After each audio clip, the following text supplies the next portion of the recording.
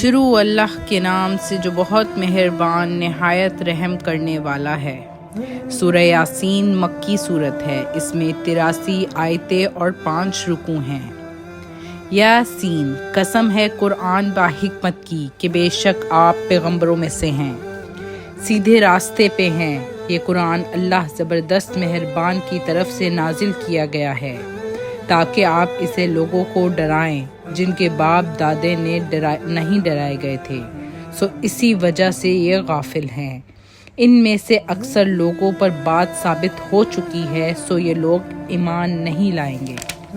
ہم نے ان کی گردنوں میں توق ڈال دیے ہیں، پھر وہ ٹھوڑیوں تک ہیں جس سے ان کے سر اوپر کو الٹ گئے ہیں، اور ہم نے ایک اڑان کے سامنے کر دیا ہے اور ایک اڑان کے پیچھے کر دی ہے جس سے ہم نے ان کو ڈھانپ دیا ہے، سو وہ نہیں دیکھ سکتے۔ اور آپ ان کو ڈرائیں یا نہ ڈرائیں دونوں برابر ہیں، یہ ایمان نہیں لائیں گے۔ بس آپ تو صرف ایسے شخص کو ڈرا سکتے ہیں جو نصیحت پر چلے اور رحمان سے بے دیکھے ڈرے، سو آپ اس کو مغفرت اور باوقار اجر کی خوشخبریاں سنا دیجئے۔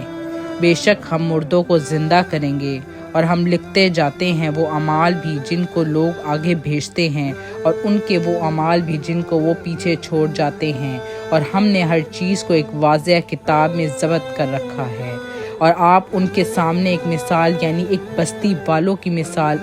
اس وقت کا بیان کیجئے جبکہ اس بستی میں کئی رسول آئے۔ جب ہم نے ان کے پاس 2 کو بھیجا،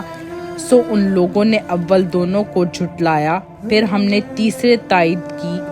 سو اس نے تینوں کو سے کہا ہم تمہارے پاس بھیجے گئے ہیں۔ ان لوگوں نے کہا کہ تم تو ہماری طرح معمولی آدمی ہو، اور رحمان نے تو کوئی چیز نازل نہیں کی، تم نرا جھوٹ بولتے ہو۔ ان رسولوں نے کہا ہمارا پروردگار جانتا ہے، بے شک ہم تمہارے پاس بھیجے گئے ہیں، اور ہمارے ذمہ تو صرف واضح طور پر پہنچا دینا ہے۔ انہوں نے کہا کہ ہم تو صرف تم کو منحوس سمجھتے ہیں، اگر تم باز نہ آئے تو ہم پتھروں سے تمہارا کام تمام کر دیں گے، اور تم کو ہماری طرف سے سخت تکلیف پہنچے گی۔ ان رسولوں نے کہا کہ تمہاری نحوست تمہارے ساتھ ہی لگی ہوئی ہے، کہ اس کو نحوست سمجھتے ہو کہ تم کو نصیحت کی جائے، بلکہ تم حد سے نکل جانے والے لوگ ہو۔ اور ایک شخص اس شہر کے آخری حصے سے دوڑتا ہوا آیا، کہنے لگا کہ اے میرے قوم، ان رسولوں کی راہ پہ چلو، ایسے لوگوں کی راہ پہ چلو جو تم میں سے کوئی معاوضہ نہیں مانگتے اور وہ راہ راست پر ہیں، اور مجھے کیا ہو گیا ہے کہ میں اس کی عبادت نہ کروں جس نے مجھے پیدا کیا، اور تم سب اس کی طرف لوٹائے جاؤ گے۔ کیا میں اسے چھوڑ کر ایسوں کو معبود بناؤں کہ اگر اللہ رحمان مجھے کوئی نقصان پہنچانا چاہے تو اس کی سفارش مجھے کچھ بھی نفع نہ پہنچا سکے اور نہ وہ مجھے بچا سکے، پھر تو میں یقیناً کھلی گمراہی میں ہوں۔ میری سنو، میں تو سچے دل سے تم سب کے رب پر ایمان لا چکا ہوں۔ اس سے کہا گیا کہ جنت میں چلا جا۔ کہنے لگا کاش میری قوم کو بھی علم ہو جاتا کہ مجھے میرے رب نے بخش دیا ہے اور مجھے باعزت لوگوں میں سے کر دیا ہے۔ اس کے بعد ہم نے اس کی قوم پر آسمان سے کوئی لشکر نہ اتارا، اور نہ اس طرح ہم اتارا کرتے ہیں۔ وہ تو صرف ایک زور کی چیخ تھی کہ یکایک وہ سب کے سب چراغ بجھا گئے۔ ایسے بندوں پر افسوس، کبھی بھی کوئی رسول ان کے پاس نہیں آیا جس کی ہنسی انہوں نے نہ اڑائی ہو۔ کیا انہوں نے نہیں دیکھا کہ اس سے پہلے بہت سی قوموں کو ہم نے غرق کر دیا اور ان کی طرف لوٹ کر نہیں آئیں گے؟ اور نہیں ہے کوئی جماعت مگر یہ کہ وہ جمع ہو کر ہمارے سامنے حاضر کیے جائیں گے، اور ان کے لیے ایک نشانی خشک زمین ہے جس کو ہم نے زندہ کر دیا ہے، اور اس سے غلہ نکالا ہے جس میں سے وہ کھاتے ہیں، اور ہم نے اس میں کھجوروں کے اور انگور کے باغات پیدا کر دیے ہیں، اور جن میں سے ہم نے چشمے بھی جاری کر دیے ہیں تاکہ لوگ ان کے پھل کھائیں، اور ان کو ان کے ہاتھوں میں انہیں نہ بنایا، پھر کیوں شکر گزاری نہیں کرتے؟ وہ پاک ذات ہے جس نے ہر چیز کے جوڑے پیدا کیے ہیں، خواہ وہ زمین کی اگائی ہوئی چیزیں ہوں، خواہ خود ان کے نفوس ہوں، خواہ وہ چیزیں ہوں جنہیں یہ جانتے بھی نہیں، اور ان کے لیے ایک نشانی رات ہے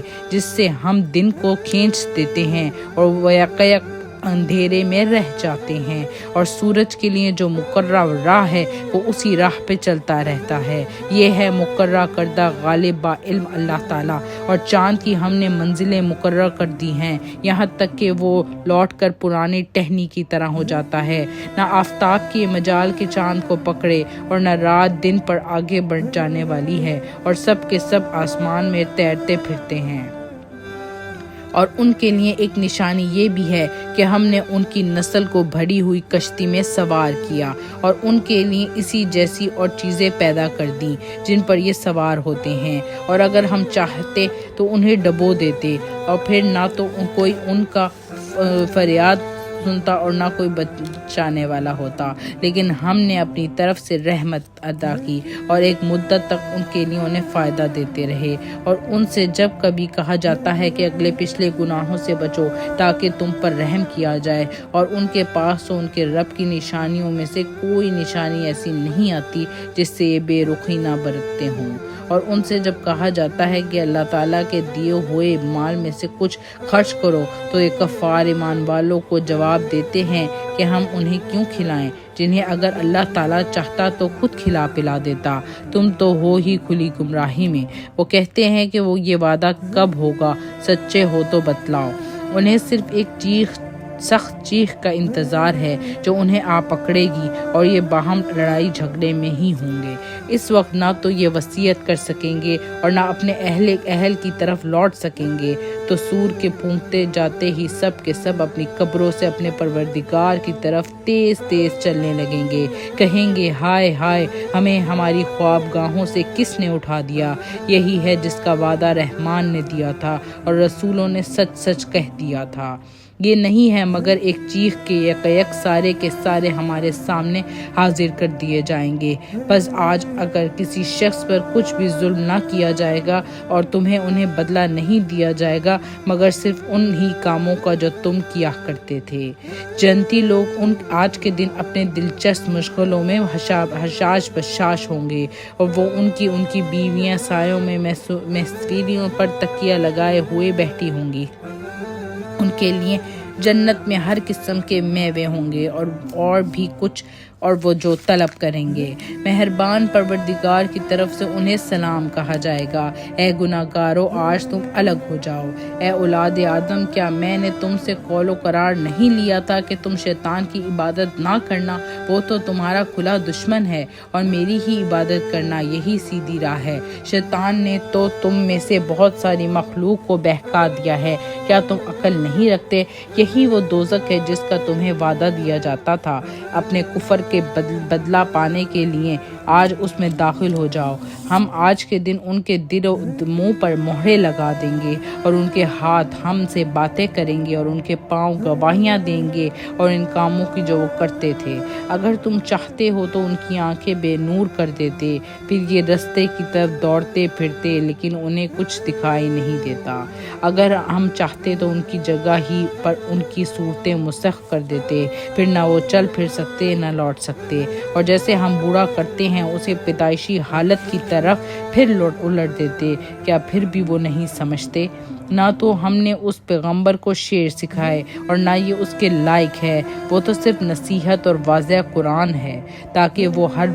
ایک شخص کو آگاہ کر دے جو زندہ ہے اور کافروں پر حجت ثابت ہو جائے۔ کیا وہ نہیں دیکھتے کہ ہم نے اپنے ہاتھوں سے بنائی ہوئی چیزوں میں سے ان کے لیے چوپائے بھی پیدا کر دیے ہیں جن کے یہ مالک ہو گئے ہیں، اور ان مویشیوں کو ہم نے ان کا تابع فرمان بنا دیا ہے جن میں سے بعض تو ان کی سواریاں ہیں اور بعض کا گوشت کھاتے ہیں، ان سے اور بھی بہت سے فائدے ہیں اور پینے کی چیزیں، کیا پھر بھی یہ شکر ادا نہیں کریں گے؟ اور وہ اللہ کے سوا دوسروں کے معبود بناتے ہیں تاکہ وہ مدد کیے جائیں، حالانکہ ان میں ان کی مدد کی طاقت ہی نہیں، لیکن پھر بھی مشرکین ان کے لیے حاضر باش لشکری ہیں۔ بس آپ کو ان کی بات غمناک نہ کرے، پھر ہم ان کی پوشیدہ اور اعلانیہ سب باتوں کو بخوبی جانتے ہیں۔ کیا انسان کو اتنا بھی معلوم نہیں کہ ہم نے اسے نطفے سے پیدا کیا، پھر یک وہ صحیح جگرالو بن گیا اور اس نے ہمارے لیے مثال بیان کی اور اپنی اصل پیدائش کو بھول گیا، کہنے لگا کہ ان گلی سڑی ہوئی ہڈیوں کو کون زندہ کر سکتا ہے؟ آپ جواب دیجئے کہ انہیں وہ زندہ کرے گا جس نے انہیں اول مرتبہ پیدا کیا ہے، جو سب طرح کی پیدائش کا بخوبی جاننے والا ہے، وہی جس نے تمہارے لیے سب درخت سے آگ پیدا کر دی ہے جس سے تم یکایک آگ سلگاتے ہو، جس نے آسمانوں اور زمین کو پیدا کیا ہے، کیا وہ ان جیسوں کو پیدا کرنے پہ قادر نہیں؟ بے شک قادر ہے، اور وہی تو پیدا کرنے والا دانا اور بینا ہے، اور پھر جب کبھی کسی چیز کا ارادہ کرتا ہے تو اسے فرما دیتا ہے، کافی ہے کہ ہو جا تو وہ اسی وقت ہو جاتا ہے۔ بس پاک ہے وہ اللہ جس کے ہاتھ میں ہر چیز کی بادشاہت ہے اور جس کی طرف تم سب لوٹائے جاؤ گے۔